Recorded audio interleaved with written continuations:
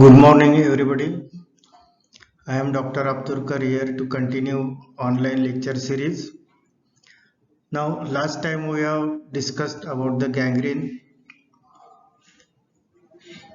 Now we will continue with the topic that is peripheral vascular disease and the important entity which is common, that is diabetic foot and diabetic gangrene. Now, why we want to study the diabetic foot?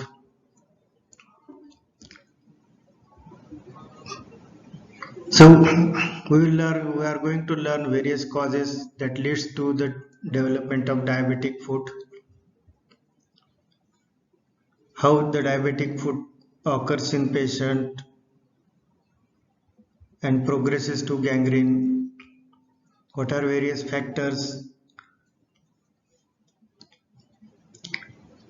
and most important is the life saving and limb saving of the patient if the patient is suffering from diabetes, and also the rehabilitation of patient after amputation, that is very important. Hence, we must prevent and educate the population to prevent this entity of diabetic foot and its complication. So always remember, an ounce of prevention is better than a pound of cure. That is true for diabetes also. Now, what is diabetic foot? By definition, it is essentially an infection of foot below malleoli in malleolar region in a diabetic patient. Now, this diabetic foot which presents as a simple paronychia, or there can be cellulitis, myositis, tenosynovitis. It can be a just abscess,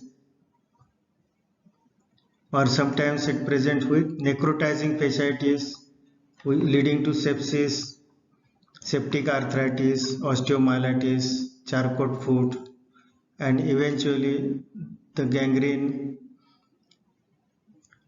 and which may lead to sepsis, septic shock, and death. Commonly it presents as a foot ulcer or callosity or pressure point following a simple trivial injury or a simple prick, which may be unnoticed. So initially there is a necrosis which turns into abscess, which eventually bursts open to form ulcer. So that is the starting of the diabetic foot. Now, foot is a complex structure which maintains weight bearing, gravity, walk, stability, and gait. Since it contains many layers of muscle, ligament, tendons, joints, arches, bony arches, vascular arches, fat, thick plantar fascia, nervous system. So the treatment is also complex. It requires multidisciplinary coordinated approach amongst the podiatrist, orthotist, surgeons, physician, nursing care. Hence, the prevention and corrective rehabilitative cure is most important.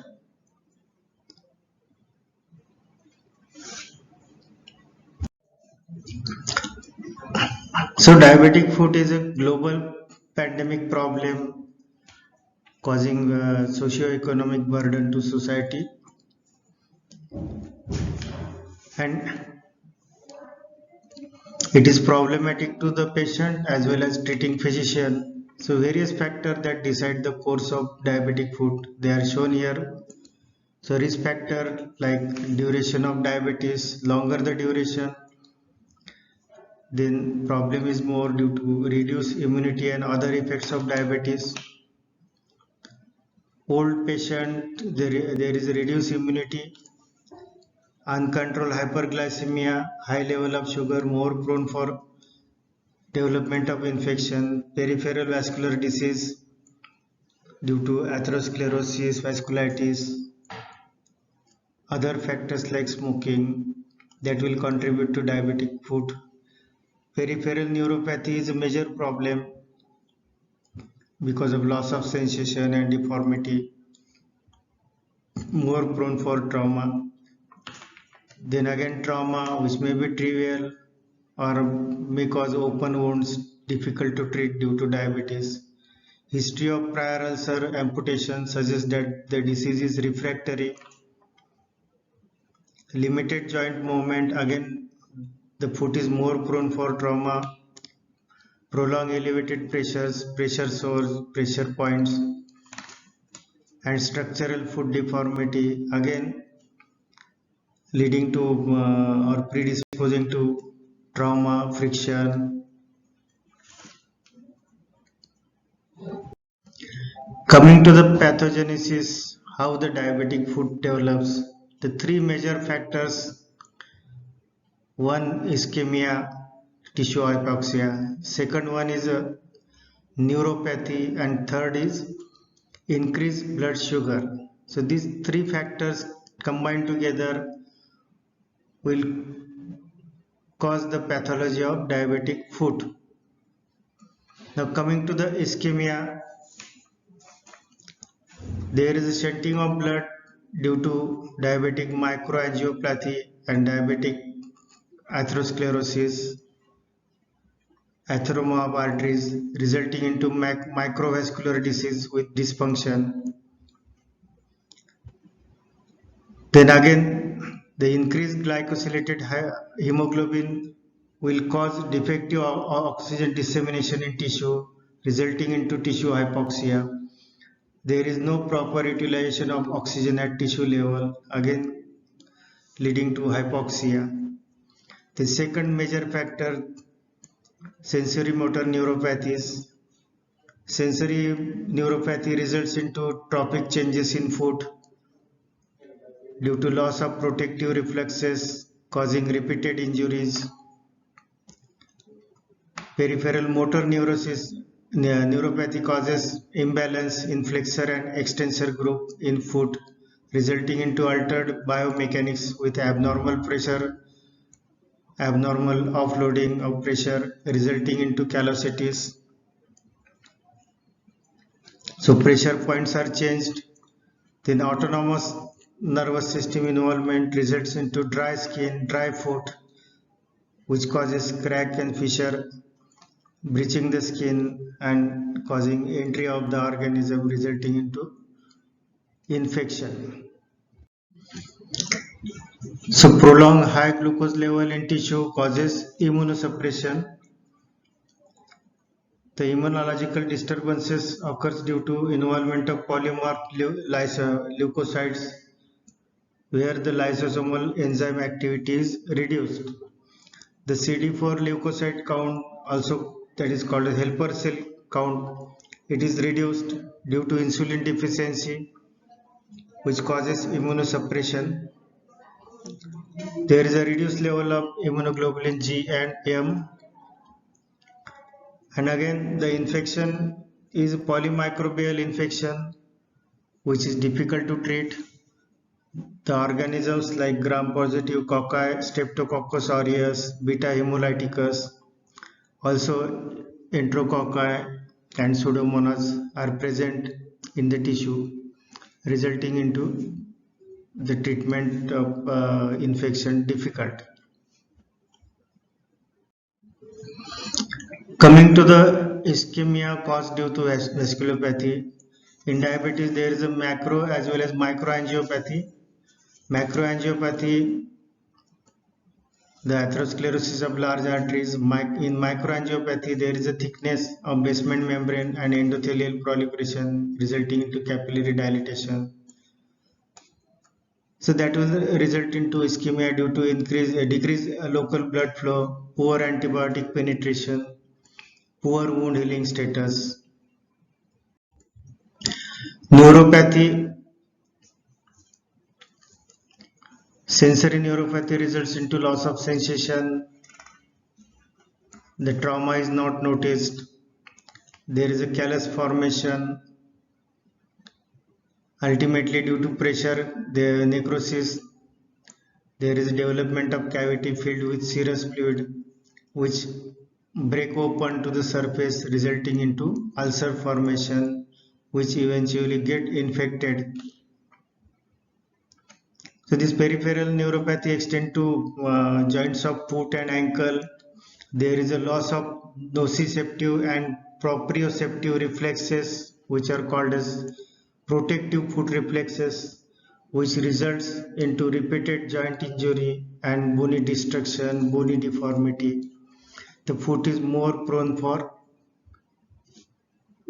repeated injury and infection.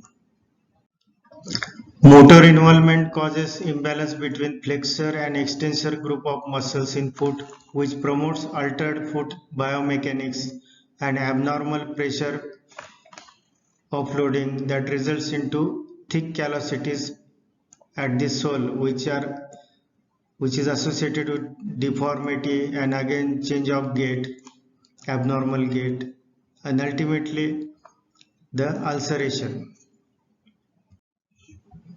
Autonomic neuropathy results into dry skin which causes fissures, cracks, again secondary infection, again leading to ulceration. So main factor is ulceration, development of ulceration, that is the starting point due to combined effect of angiopathy, neuropathy with superadded infection, reduced healing potential which spreads the infection that can lead to edema, thrombosis of arteries, which results into ischemia, compartment syndrome, and ultimately it leads to gangrene, sepsis, and death of patient. So that is the sequelae of diabetic foot, which starts as a ulcer. So various deformities resulting in due to diabetic neuropathy, claws, toe, bunions, nail deformity, deformities from previous trauma surgery, ankle equinus, pes cavus, planus, Charcot's joint, Charcot's foot, hallux, and hammer toe. All these various deformities results into foot trauma, repeated trauma, and infection. So foot is more prone for trauma. Coming to the presentation of diabetic foot, the patients will have burning and painful foot, swelling in the feet or leg, loss of sensation to cold and heat, thickening and yellowing of toenails, brittle nails, onset of red spot, blisters, sores, ulcer, infected corners, or ingrowing toenails. So all these sign symptoms points towards the proper foot care. So proper foot care is important. So other signs of symptoms like in peripheral vascular diseases, so peripheral pulsations will be absent or reduced, loss of joint movement, abscess formation can be seen, or locally ulcer development, temperature and color changes, pre-gangrenous changes or gangrene may be evident. The other associated uh, signs like signs of ketoacidosis, septicemia, myocardial infarction.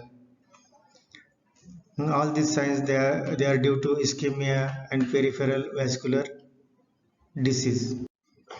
So clinically we can classify diabetic foot into 6 stages as described by Wagner. The Megget has also classified in a similar way. The stage 0, that is foot at risk or some pain is there. Stage 1, superficial ulcer, blister formation. Stage 2, deep ulcers are present. In stage 3, it is associated with osteomyelitis, bony involvement. Stage 4, forefoot is involved due to gangrene. Stage 5, hind foot is involved due to gangrene. This is a picture of all stages. showing simple ulceration to the gangrene of foot, which requires major amputation. So we have to interrupt at various stages to prevent the progression of diabetic foot.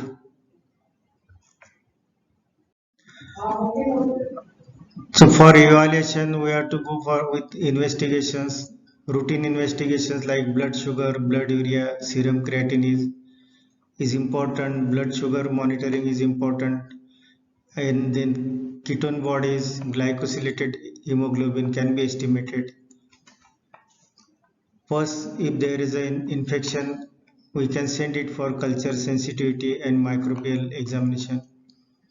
X-ray foot is important to rule out any bony involvement. Ultrasound abdomen can show you involvement of major vessels or atherosclerosis. Then color Doppler study of limb and angiography will show vascular involvement and its extent, impending ischemia, so that we can assess for the development of gangrene or pregangrenous changes. So color Doppler and angiography can help us to decide the level of amputation. Coming to the management part of diabetic foot or gangrene, which is very important. So every effort is to be made to save the digit or foot or limb of patient, and similarly life of patient must be saved in a critical situation. So treatment can be started with a conservative treatment, the rest to the foot, elevation of foot to reduce edema. We can start broad spectrum antibiotic initially, and according to culture sensitivity we can change the antibiotic. Then intravenous insulin pump is necessary to control blood glucose level. So strict glycemic control is the key to management of diabetic foot. Frequent monitoring of blood sugar and other comorbidities resulting due to diabetes must be done. The surgical treatment we may require to drain the pus abscess cavity. So minimal adequate debridement is required repeatedly. That is called as conservative debridement. In case of emergency, we can go for emergency debridement, which requires to open the all planes, tendon sheath liberally. All pus pockets are adequately drained, and remove all necrotic infected tissues. If the necrosis has developed in the digit, a re-amputation is necessary. Then all this debridement procedure followed by regular dressing and regular care of the wound. Skin grafting is needed after granulation tissue has developed, which accelerate the wound healing. Depending on the situation, we can go for split thickness graft or pedicle graft or rotational flaps.